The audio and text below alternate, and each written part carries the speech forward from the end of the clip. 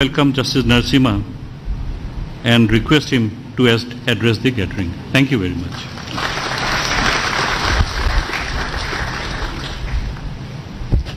Thank you very much, sir. Now I would like to invite our chief guest, Sri Narasimha Garu, to present the lecture.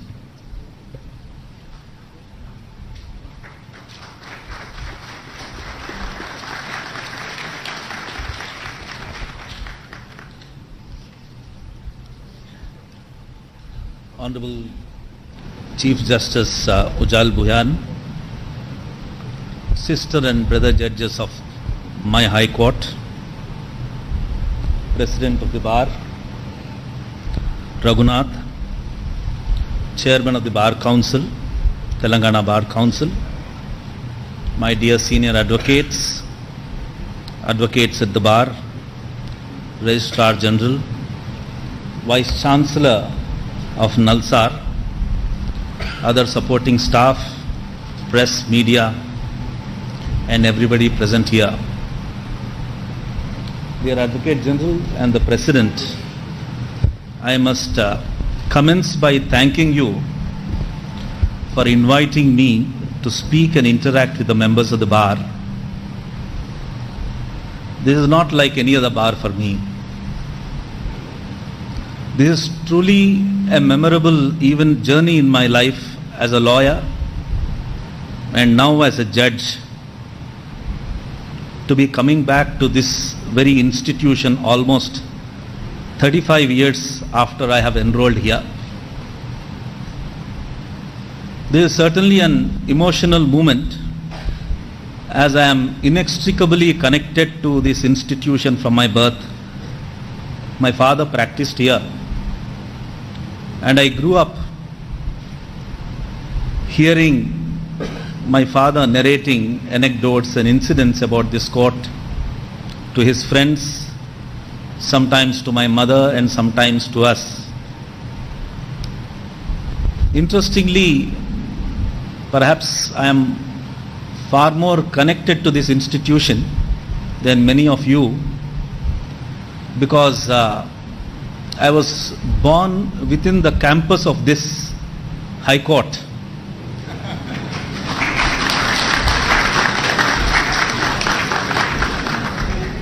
There was this Judji Khana having a maternity ward here, and fortunately my brother related it to me that I was born at Judji Khana, which is now the parking space for lawyers. And now don't blame me if in the morning you don't get a space to park your car. Everything I have or acquired is in this city. Friends, I owe everything to my parents. One solitary thing that my father instilled in me, which rests very firmly in my heart, is to believe in my inner strength and not to rely on anything outside the power of the will.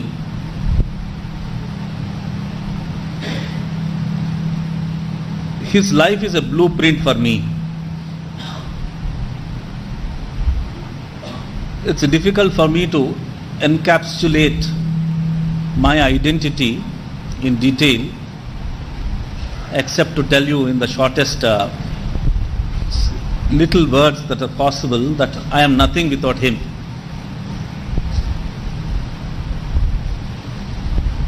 Yet I would say that a phenomenal thing he has taught all of us, all his children, is to live like a monarch even without having 10 rupees in your pocket. He has also shown and demonstrated how one could do charity without owning any money. It's all in the mind. It's in the power of the will. He set an example without teaching us. If I am nothing without my father, I am complete, I must say, only with the love and affection that I got from my mother, both my brothers and my sisters. That is the first identity, I should say, I have acquired about myself. I remember August 1988 when I got enrolled in the then combined state Andhra Bar Association. Justice Kadri addressed us on that date. And I had the good fortune of being guided by my brother Raghuram, who was my first senior. And he introduced me to the technique of persuasion. I keep trying to imbibe his sobriety. As I entered the bar, the great leaders of this bar, particularly those who came from Telangana, who were told to us, referred to us, I want to share those names because professionally we grew after hearing what they did in the court, how they handled some matters. This is a duty that I have. Please bear with me. Many of you might not even have heard those names, but the minimum that we can do is to do that much smaran of those seniors who adorned this court. Manohar Prasad ji was later a judge. I saw Mr. Shivashankar appearing once in this court. Upendra Lal Wagre was in that court, and I had the good fortune of appearing in one matter before him. Sardar Ali Khan became a judge. Gopal Rao Vaidboti is another very famous lawyer, which we must remember. ML Ramkrishna Rao was a doyen of the civil court. His son Harsha is practicing here. I wanted to get an exposure of some civil court practice, so I was with him for a while. Zalil Ahmad ji, A.K. Vidya, Narasimha Chari, C.M. Deshmukh. Of course, Konda Madhav Reddy Garu. He was a colleague of my father, and as I enrolled and came here, I had that desire to somehow go to the Supreme Court and practice there. And it so happened that having demitted office as the Chief Justice of Bombay High Court, as well as the chairman of the First Administrative Tribunal, he wanted to set up practice in Delhi, so some request I joined him. After my first bout of exposure of the Supreme Court through Mr. Kuldeep Singh, who later became a judge of the Supreme Court itself directly.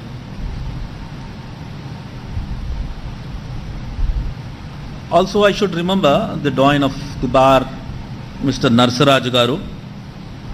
Vishwanath Shastri was a judge of this court, famously practiced in Supreme Court. Mr. Ram Reddy was practicing, and in Supreme Court, I could see him.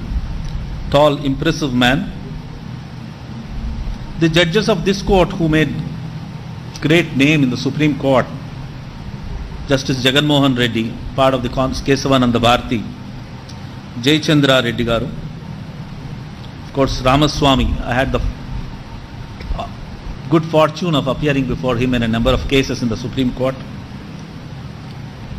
Then Justice Jeevan Reddy, Justice Kadri, as I had indicated, Venkatram Reddy Garu, Jagannath Rao, Sudarshan Reddy Garu, Subhasha will just come to you in a while.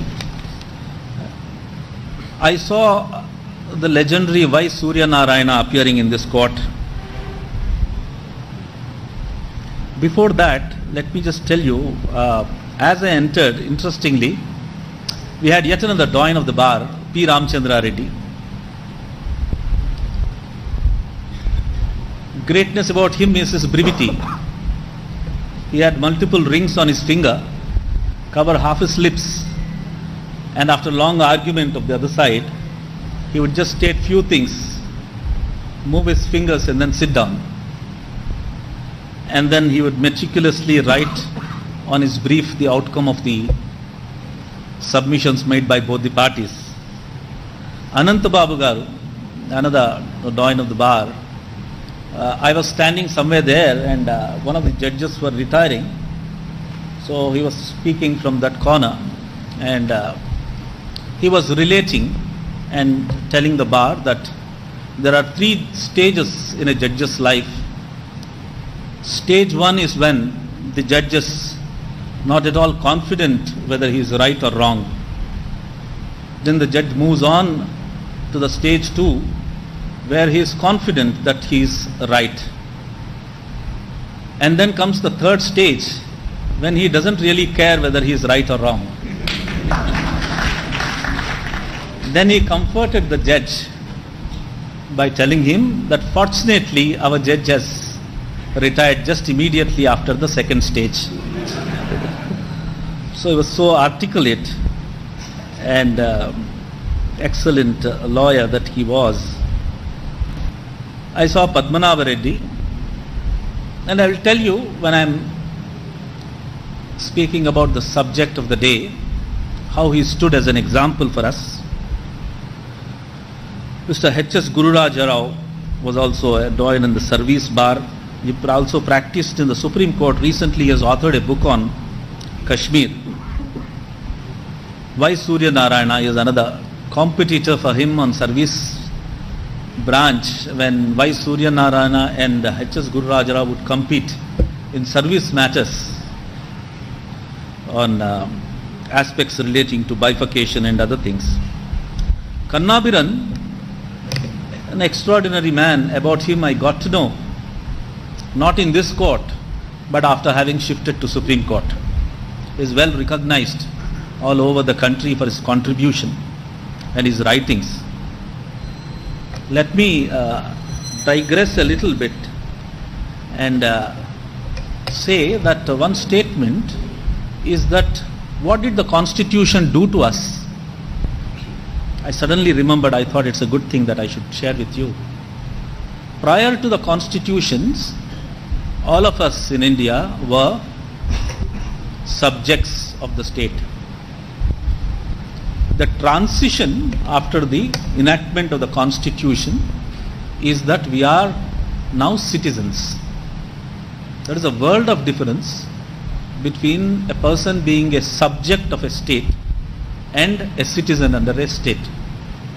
We will leave it at that. Pratap Reddy Garu was there, Bojja Tarakam, Vedula Jagannath Rao, B.S.S. Swami, who later became a judge.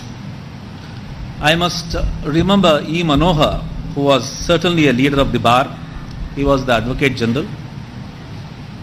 So was Mr. V.R. Reddy. His contribution was again phenomenal, and we need to be proud of the fact that he belongs to this court and belongs to this state. Being a chairman of the Bar Council of India, he was one of those who started the concept of National Law School. Mr. Krishnadev Rao will vouchsafe for that, which led to the establishment of the very first law college, National Law School at Bangalore, and that triggered the establishment of large number of national law schools through a statutory mechanism. And all that contribution goes solitarily to Mr. V.R. Reddy, and we must be proud of that. What really impressed me when I came here, walking around in this very hall, was what I call the Gen Next, the generation next. Young set of lawyers who are doing exceedingly well, almost all of them belonging to the same age. They were very friendly, well read, up to the mark, highly competent. Fortunately, I could mix with all of them because they were more or less the same age group of my brother.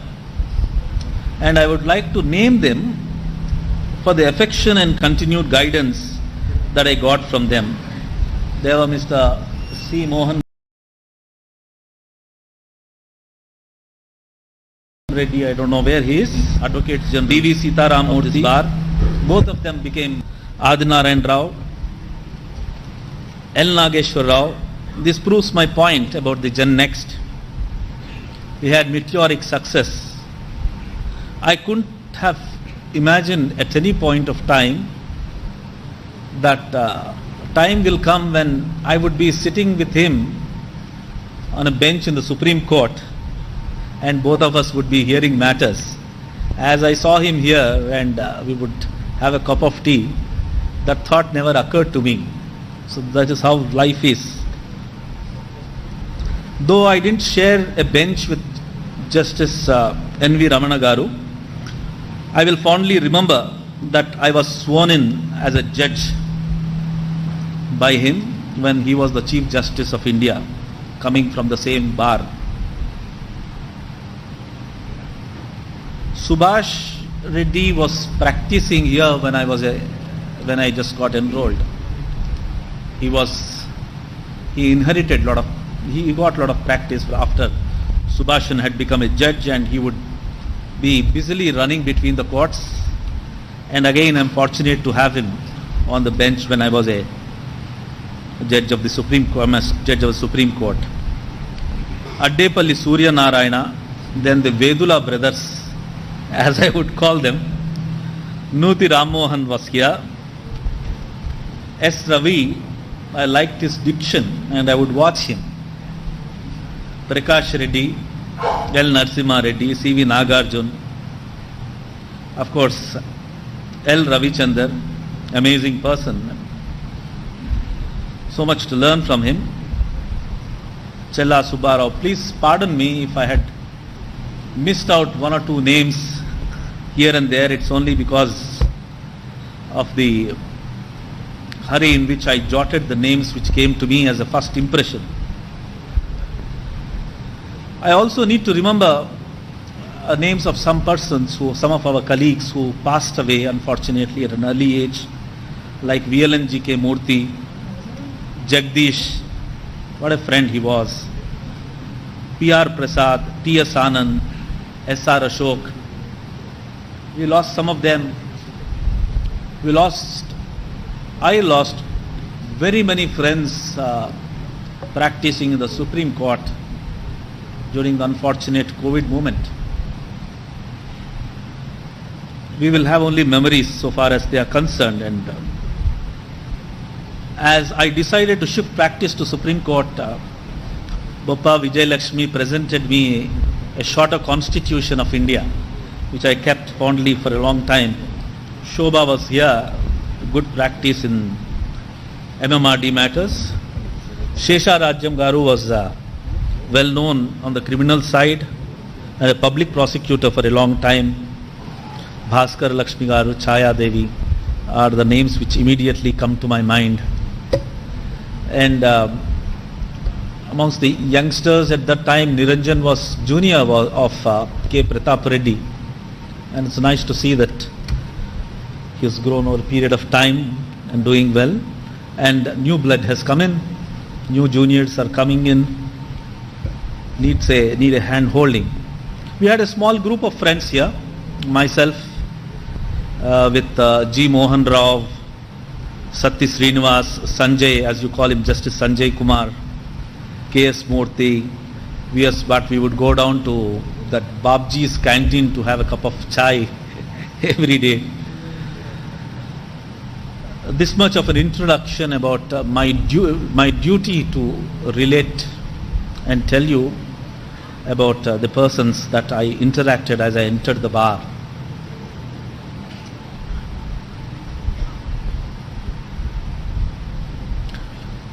This expression, practice, as we keep referring to in this profession, is a good word. Sadhana, as one would call it.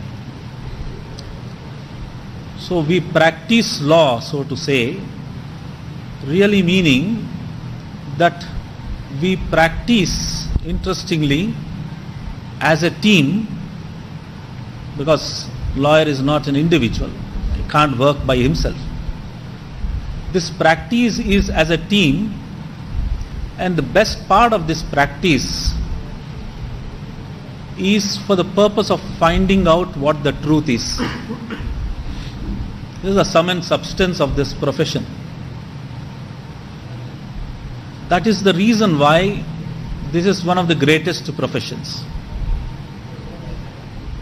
We all practice for the sole purpose of finding out what exactly is the truth, and the necessity comes because truth can't be found except through a process. The only process that known to human beings is the process of adversarial litigation, as we say.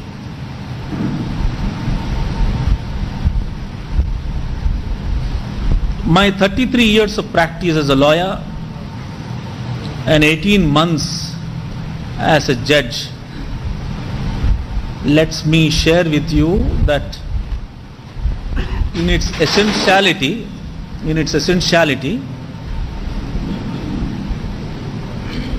and in its core, there is really speaking no difference between the two.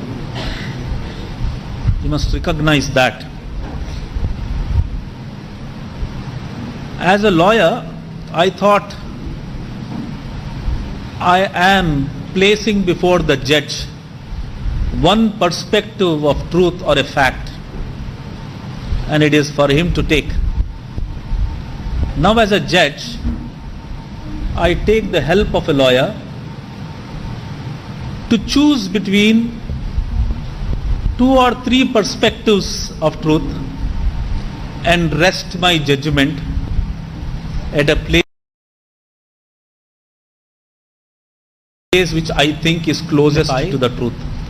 What we all do as a judge and as a lawyer, and as we look at this process, you would know that there is really speaking no difference between the two, because we work as a team. So, profession is the best, practice is the best, purpose is the best, object is the same. Then what next? What needs to be done is the question. How do we better it? What are the actions to be undertaken, and what are the challenges before us, both for the bar and the bench? This is what I wanted to talk to you. As I say, widening horizon. I didn't want to talk to you by referring to quotations of Denning or from foreign judgments relate to a concept and things like that, because this, I think, is a burning topic. We must take it up. There are challenging issues for the bar and the bench, and we must deal with them urgently as we are in a kind of an emergency situation. I am emphasizing the expression emergency situation because you all know the pendencies before the courts, which has rendered judicial process irrelevant to many people. We come sit for a couple of hours and go away. How much of pendencies are getting cleared? How much of release people are getting? Who are getting? Whether real stakeholders are getting or not. Very, very serious issue that we must ponder about it. I thought I will discuss with you, being trained as a specially petition lawyer, we have the tendency to cut short things, concise, make it point wise, because jurisdiction shapes you many a times. So the 5 to 6 points I will place before you. First is the disconnect, as I would call, between the bar and the bench. The second relates to the professional independence. The third issue relates to identities that our clients carry and the obligations that we have to ensure those identities are restored, so much so that the dignity is brought back to them. I will explain that in a moment.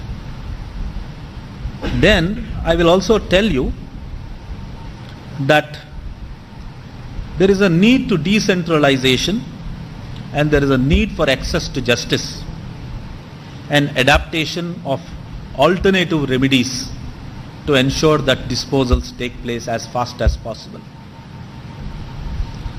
And then we will look at the concept of a remedy itself. You go from court to court. Civil court says go to tribunal. Tribunal says that why is this petition maintained here? Why did you come here? Go and file a suit. And then a writ court says that go somewhere else. What is this concept of remedies? I mean, are lawyers only pigeonholing remedies? Is there anything that we can look for future to cut this? So much so that the process of litigation comes down, and this is yet another horizon that we must look at. And finally, I'll tell you that all this is possible and easier through adaptation of technology. These 5 or 6 things which I have narrated to you, everything relates to and involves the working of a lawyer, working of a judge. The first one, which I said about the disconnect, the freedom that a lawyer enjoys is that he argues the matter before the court effectively in order to protect his client, and the moment the submission is over, his work is done. And I enjoyed that freedom for 33 years. And that's the best part of it, because the profession expects that. And after I became a judge, because I am perhaps the best person to tell you, having had the best of the experiences in recent times, that after having become a judge, I realized that there is a disconnect in the approach adopted by a lawyer, that he would make his submission and then leave it that, having no connection to the ultimate product of judicial process. A decision which is good or bad, the lawyer must take half the responsibility. That can clearly indicate that the role adopted by a lawyer in the judicial process, the judgment be a cryptic or a detailed judgment on facts or law, whatever it may be, the decision arrived has a direct bearing on the role that a lawyer undertakes and then performs before the court. So the question therefore is that it is a shift that we need to make from that of a freedom of a profession to that of a duty bearing. If we recognize that the judicial, the process of advocacy has a duty bearing eventually to the product of judicial process where judgment is delivered, then I don't need to tell you, all of you will adopt that kind of an approach which will enable the judge to ensure that the judgment is delivered in a manner which is the best product available through the process of justice. That much you must remember. So therefore the key word I would say, bridge the gap. You must bridge the gap as there seems to be a disconnect. Then how does one do that? This takes me to the second point about professional independence. This is the aspect which has a bearing on the first point that I have made. Professional independence is far more important, let's say equally important to that of judicial independence. We don't talk of professional independence. When I say professional independence, I don't talk about the Bar Council of India being a regulator as against a civil court regulating or a court regulating the conduct of a lawyer. Then where does that regulation or the professional independence comes in?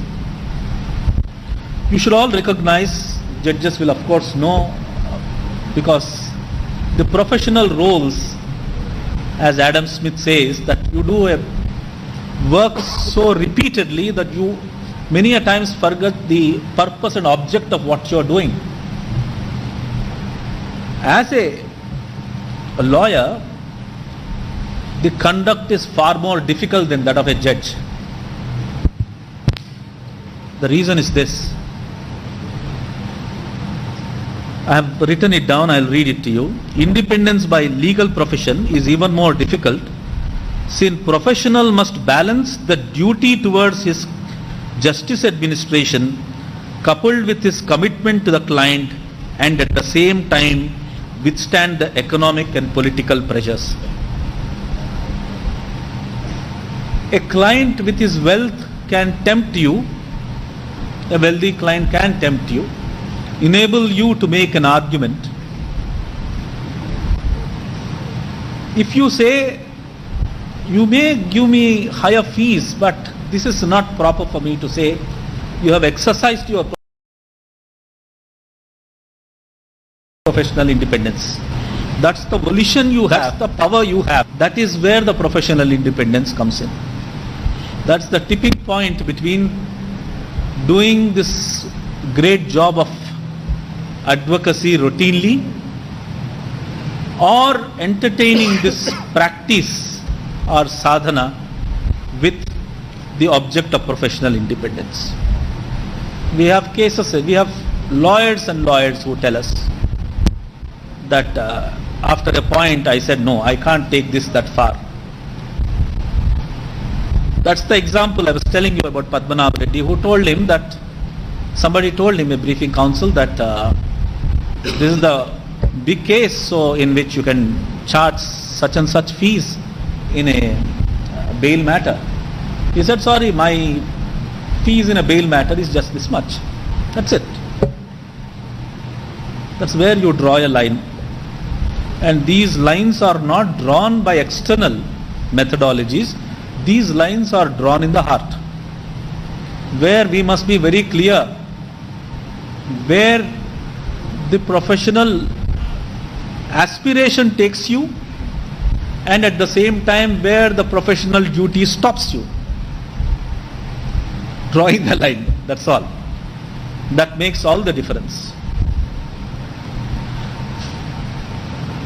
Political influence, again, yet another topic. I just spoke to you about the economic influence, because we all deal with clients and clients and clients, rich clients and poor clients too, where in a legal aid matter, how far you go. Many of us, I want to believe that go a little extra mile to do something extra when they are talking about, when they are doing a legal aid matter. All of us do. It is inherent in our heart. I am a die-hard believer that we are one of the best civilization in the world. And I want all of you to continue to believe in that. As human beings, we are told and repeatedly told by a script written by somebody else that our standards are low, or that we are just like that. Past is past. This is what you must think about as times to come, that we are the best people, and this is where I would exercise my volition and then proceed further and be and show and demonstrate the professional independence. Political, I'll just complete that. Political independence comes in when you exercise the power. It's very tempting when somebody offers you standing counselship, government leadership. These are very tempting. It's insidious. It enters the profession. It can have the tendency of dividing the bar too. But this again, your first enrollment is of a lawyer. The second enrollment, if at all, is to your ideology. Further enrollments are towards your political alignments. You will have to balance. You will have to balance. The choice you have made because you have enrolled as a lawyer, that birthmark cannot be erased. That birthmark remains irrespective of whether you have an ideology, you have allegiance to a political party. We have the freedom to join any political party. There is no difficulty on that. But then the time will come when you will have to balance it. This is the place where what you need to do is actually balance. The first is to bridge the gap. Second is to do the balance. The third, I hope I am not exceeding the time. 10 minutes.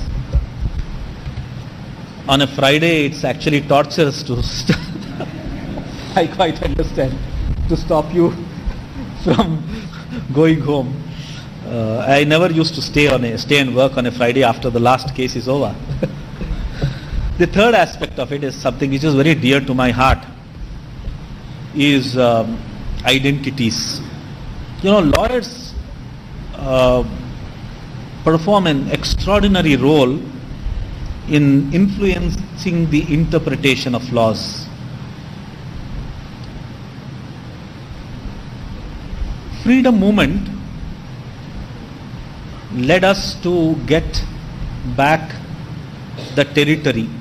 We got the physical territory of our country, but still we haven't got the freedom, because what's called is decolonialization has to take place, which is that even though the physical territory was gained back, the mental territory is continued to be subjugated. The colonial mentality which we have inherited. Our parents, most of our parents were in the cusp of independence movement. They were pre-independence and post. Most of us are post-independent, second generation. Yet another generation is our children are far more confident than us. It took 70 years, but still most of our laws are replete with colonialistic approaches. Only a lawyer can, through the process of interpretation, recognize where it is actually an affront to our own language, our own culture, our own living, our own civilization, and then proceed to interpret before the court, saying that this has to be interpreted in a different manner. It is your ability to do that will lead to the court giving declarations of laws which are closer to people, or else we are more alien. What does that require? That requires the lawyer to be more integrated with the people, more integrated with their culture, their aspirations, their language. There are so many words and vocabularies replete with expressions which will not include an identity of our people.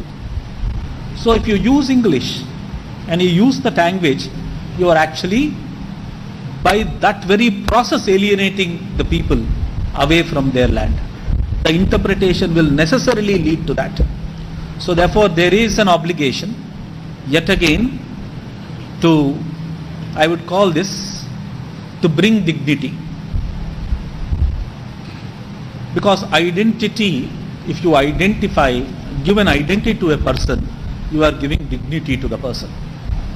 In a way, the Telangana movement is also a process of identity. It brought about dignity. I think most of us would agree with me. This is what it does. The lawyer's contribution is also there. That kind of an approach is necessary for interpretation of laws, and you are the duty holders so far as that aspect of interpretation of law is concerned.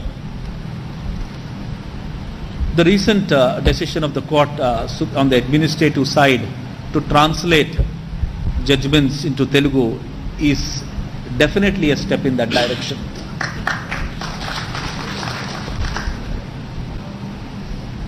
We have to create a necessary vocabulary.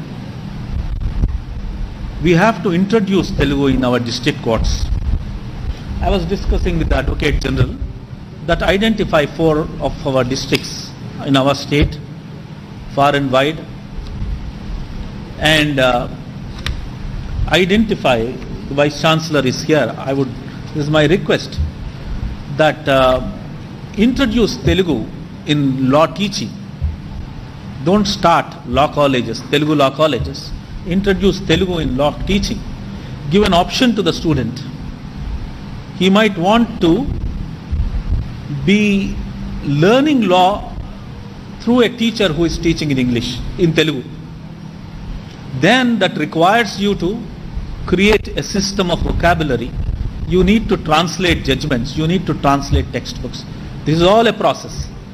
We must take step in that. You are all stakeholders in that. All of you must do it. And in 1 or 2 identified colleges, let us start.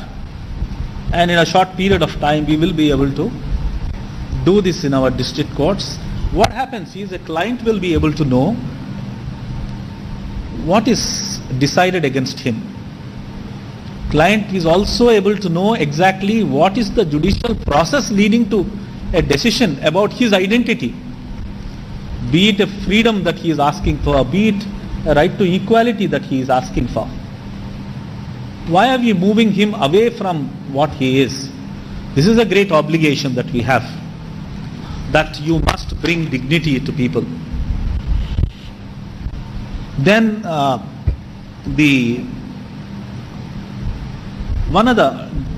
it is more or less in the same line, the last 2 points, I will cover that. Taking it closer to people. This is again a principle of administrative law.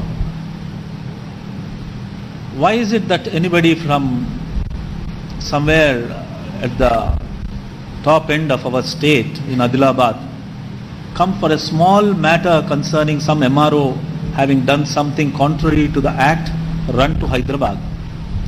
Can't there be processes by which the nearest court can review the judicial process of the administrative action? In other words, not everything is confined to the High Court. District courts will be able to give, should be able to give orders to prevent misuse or abuse of the executive power. That needs to be trained, and there is sufficient in the Specific Relief Act and other processes require interpretation. We will have to innovate for a new horizon that you might see.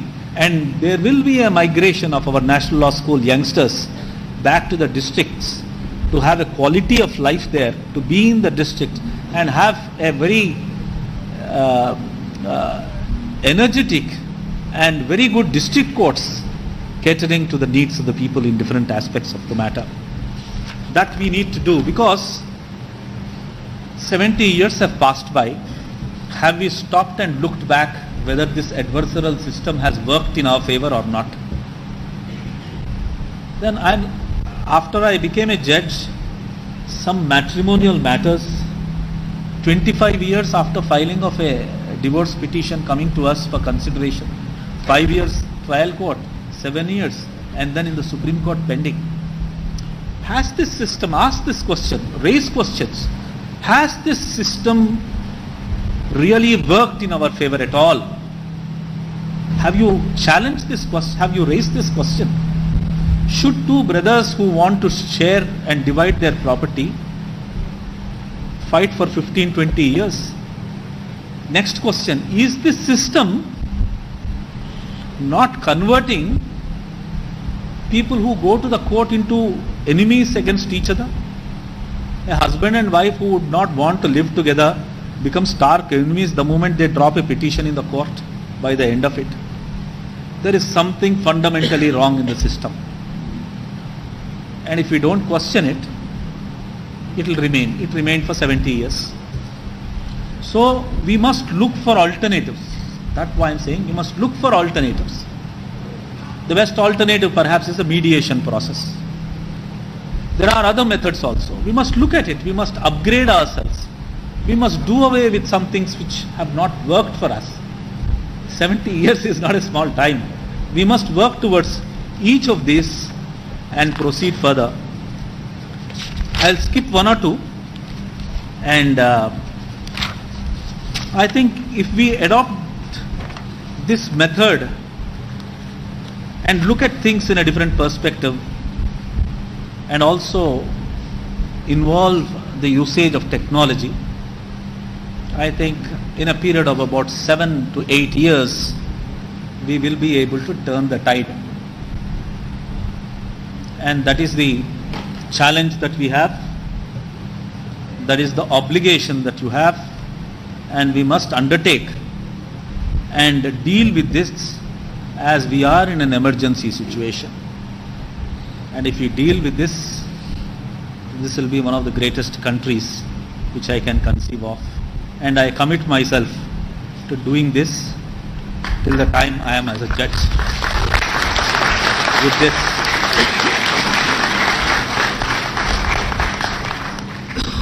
I again thank the Advocate General and the President of the Bar and my dear friend, the Honorable Chief Justice, for giving me this opportunity. Thank you, my brother and sister judges. Thank you, my dear members of the Bar. Thank you very much. Thank you very much.